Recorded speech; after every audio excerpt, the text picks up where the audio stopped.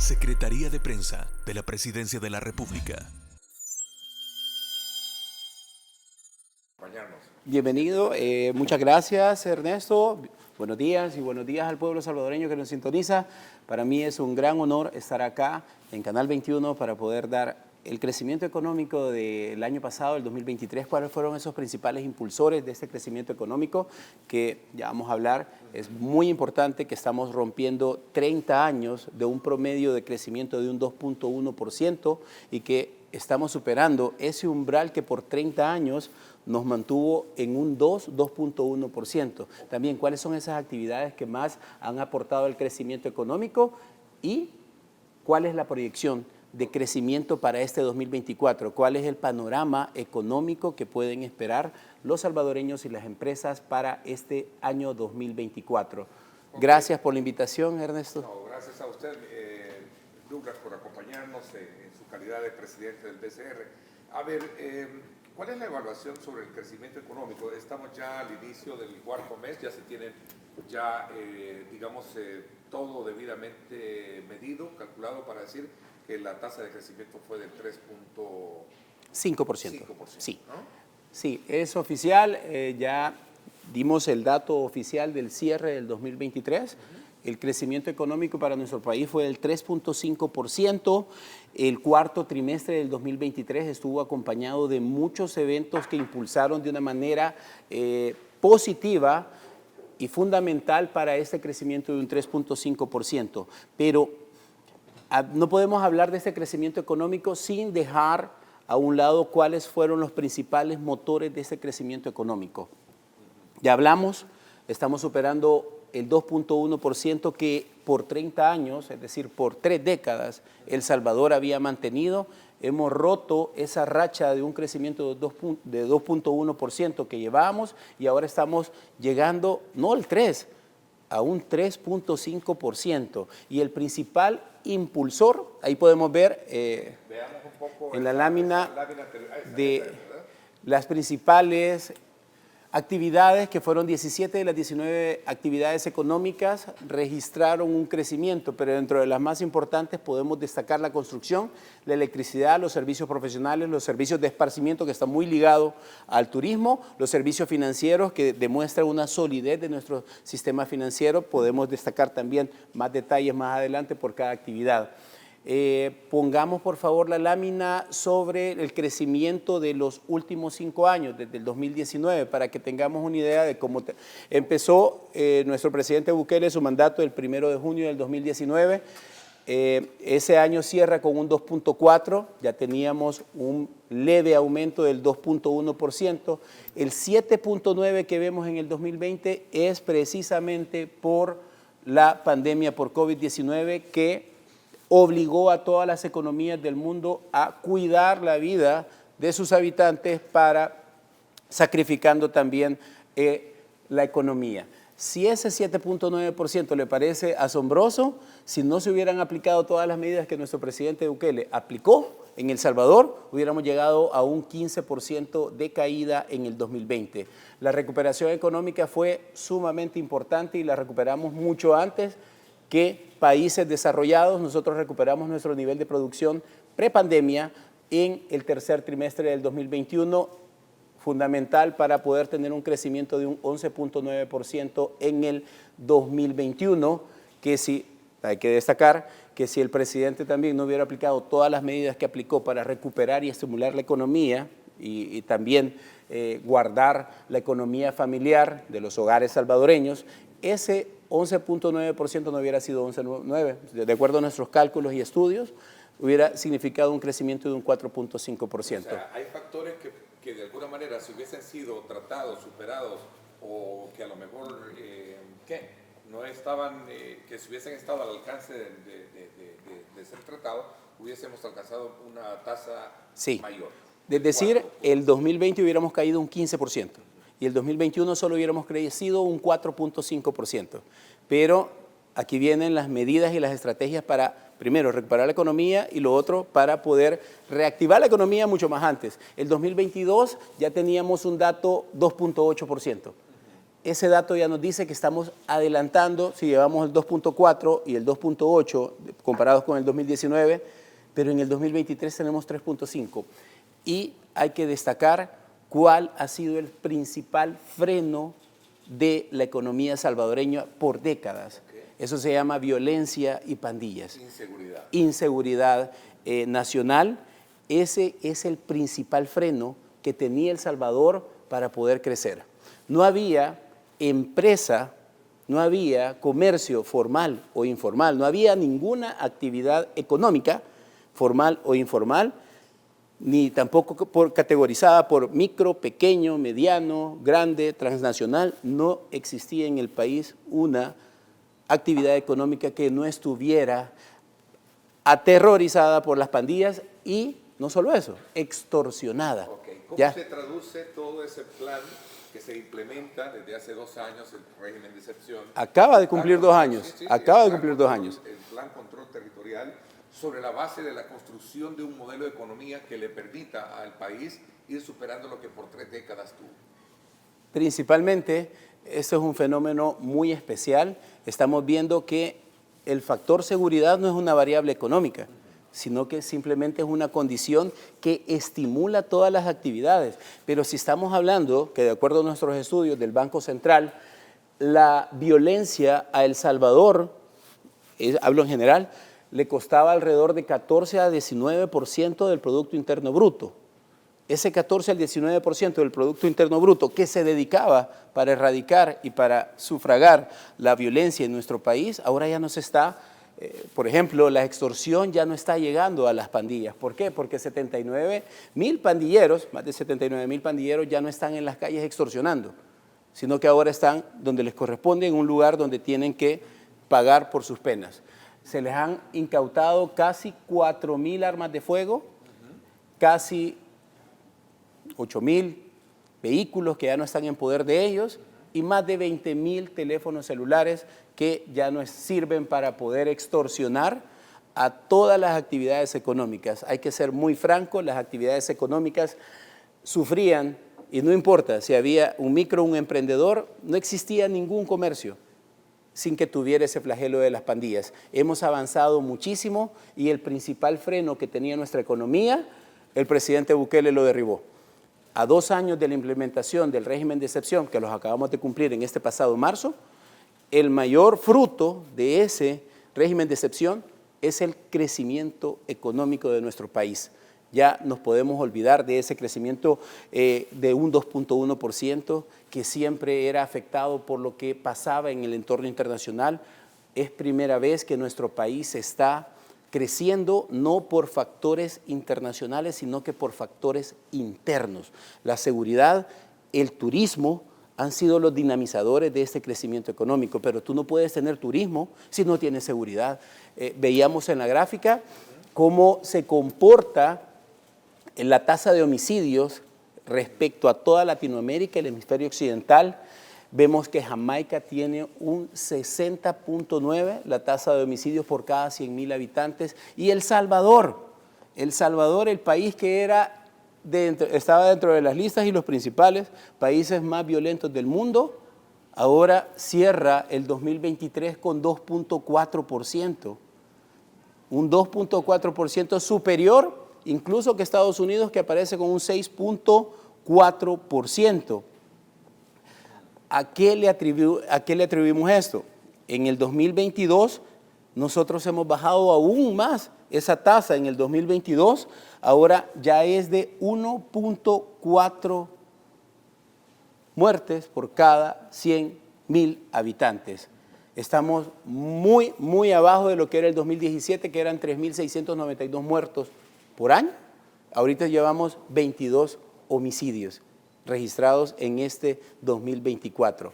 Drásticamente, la gráfica lo confirma, drásticamente el tema de los asesinatos y homicidios ha bajado drásticamente y eso ha permitido que las empresas puedan, en lugar de pagar extorsión, reinvertir y si no reinvierten, evidentemente están todavía obteniendo más utilidades y las utilidades se transforman también en más impuestos para poder realizar el gasto social, que es educación, seguridad, salud, cultura, entre otros. Este escenario que bien describe y que es motivo de análisis frecuentes en programas como este, permite ahora estimular inversiones, estimular o favorecer con medidas aquellos capitales que vengan a invertir en el país. Empresas transnacionales reinvierten 1.400 millones de dólares. Multinacionales usaron ganancias del 2023 para ampliar operaciones en el país. Todo ese es un clima favorable que parte de este factor que venía golpeando. Claro que sí.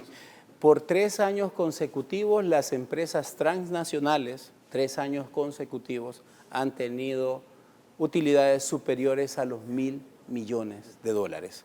Solo el año pasado registraron utilidades de 1.423 millones de dólares. Pero hay que destacar también otra situación.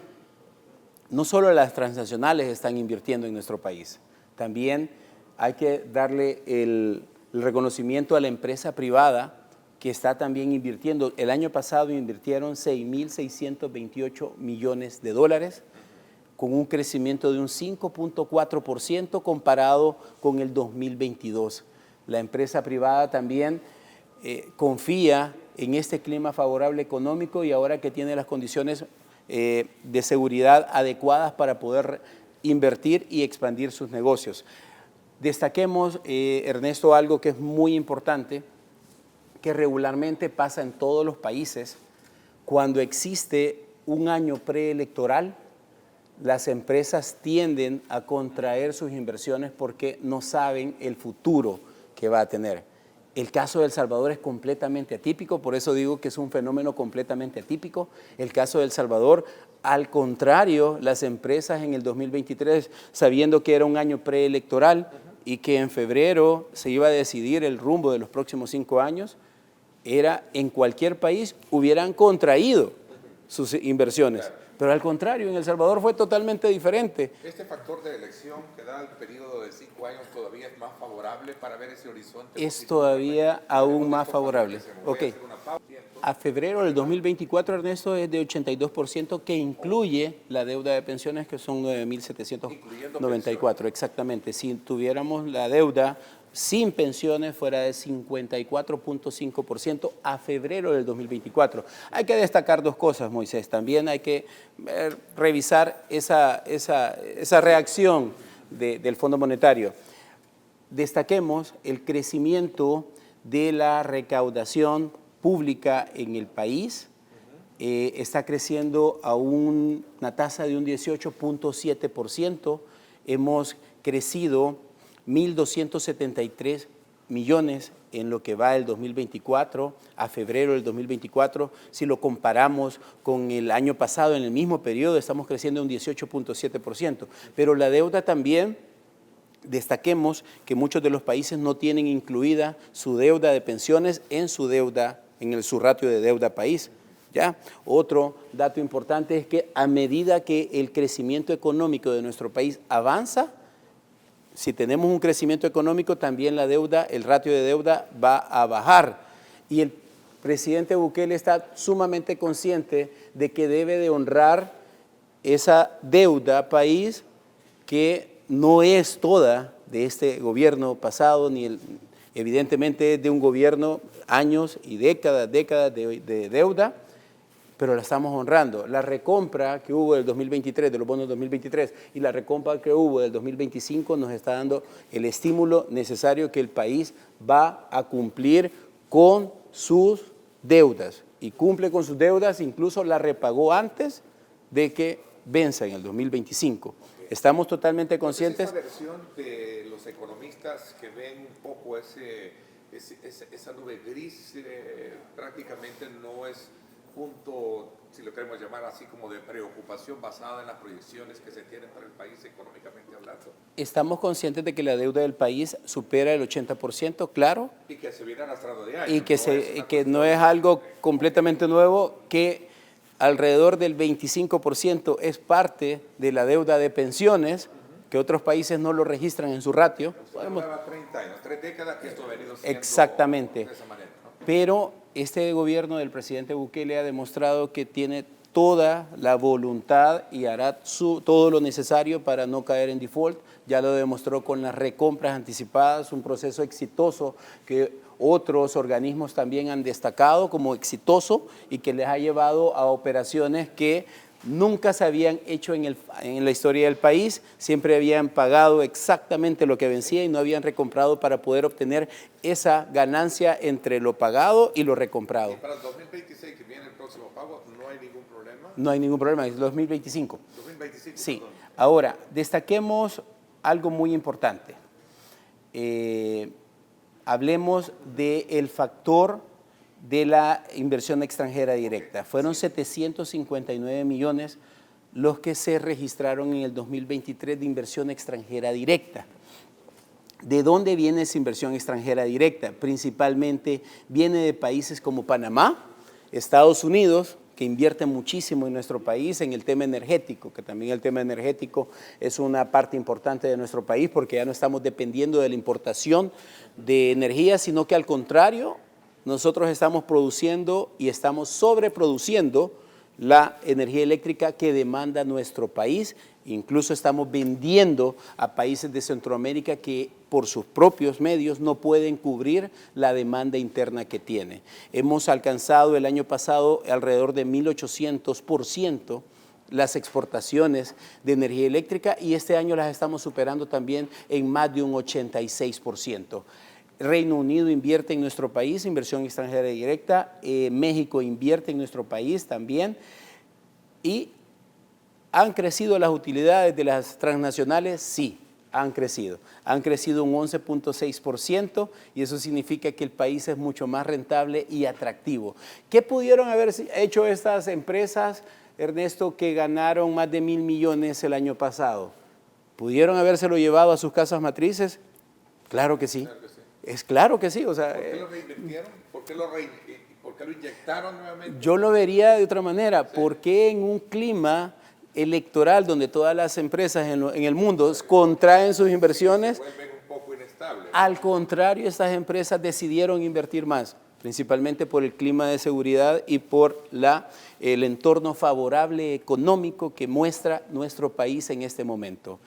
Hay que destacar también empresas. Por ejemplo, una empresa transnacional está invirtiendo 280, no voy a decir nombres por el secreto estadístico, no lo puedo violar, pero hay una empresa de telefonía que está invirtiendo 280 millones de dólares desde el año pasado para poder convertir al país en la tecnología 5G, que es sumamente importante, que ya está en otros países y que muy pronto va a estar en El Salvador y que nos va a ayudar muchísimo también con transformar digitalmente a nuestro país. Hablemos también del turismo. ¿Qué podemos destacar del turismo? Que es parte importante y es uno de los principales impulsores de nuestro crecimiento económico. Y esto es para sentirnos orgullosos como salvadoreños. De acuerdo a los ministerios de turismo de toda Centroamérica, nuestro país, por primera vez en mucho tiempo, en décadas, está a la cabeza en visitas de turistas internacionales. Ya no somos el país que siempre estaba a la cola de toda Centroamérica en turismo, sino que al contrario, somos el país más visitado de Centroamérica. Lo confirman los 3.4 millones de turistas que nos visitaron el año pasado, que aumentaron 36% si nos vamos al 2022, pero no solamente que vienen los turistas y ver los turistas, no, al contrario, en la economía es diferente. En la economía nos interesa cuáles fueron los ingresos y las divisas que trajeron esos turistas a gastarlas a nuestro país. Gastaron 2.754 millones de dólares, un aumento de casi el 50% si lo comparamos con el 2022. Y hay otro dato también interesante, no solamente vienen más, no solamente gastan más, sino que al contrario se quedan más tiempo. Hemos registrado que se quedan 11 días cuando en años anteriores se quedaban solamente 8. O sea, un turismo de estadía representa, de larga estadía. Exactamente. Obviamente mayor movilización de economía, ¿no? Esos 2.700 millones evidentemente se consumen. en hoteles, transporte, esparcimiento, cualquier tipo de actividad turística, estos 2.700 se distribuyen en la economía. Y ¿Cómo está en el tema de las remesas? las remesas van muy bien, podemos destacarlo, claro que sí. ¿Qué otro el impuesto? Exactamente. Es que no es para menos, Ernesto. El año pasado se registraron 8.181 millones de dólares producto de las remesas y al contrario, no cayeron, nunca caen las remesas, sino que siempre siguen creciendo, un crecimiento anual de un 4.6% que representa 362 millones adicionales a lo que se recibió en el 2023. Algo que hay que destacar también de enero y febrero, o sea, cómo van las remesas, cerramos muy bien 2023 y eso también fue un gran impulso para nuestro consumo privado, que es parte del Producto Interno Bruto, pero veamos cómo van en enero y febrero. También hemos registrado un crecimiento de un 1.3%, acumulando 1.218 millones de dólares, pero no solamente nuestros hermanos de la diáspora están enviando más dinero, sino que están enviando más operaciones de remesas, es decir, hemos registrado de enero y febrero 82.000 operaciones más de hermanos lejanos que están contribuyendo a la economía. El 32% de los hogares salvadoreños reciben al menos una remesa mensual, es decir, 3 de cada 10 hogares están recibiendo mensualmente una remesa.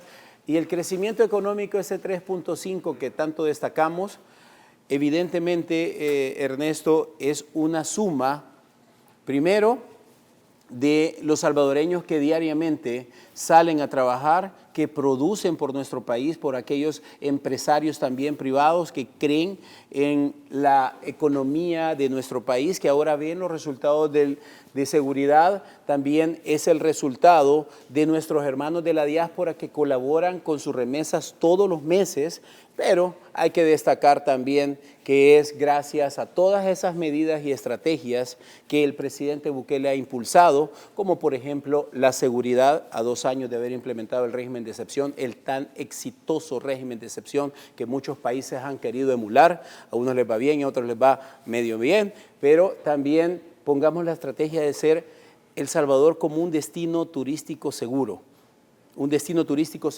y la diáspora lo tiene muy claro.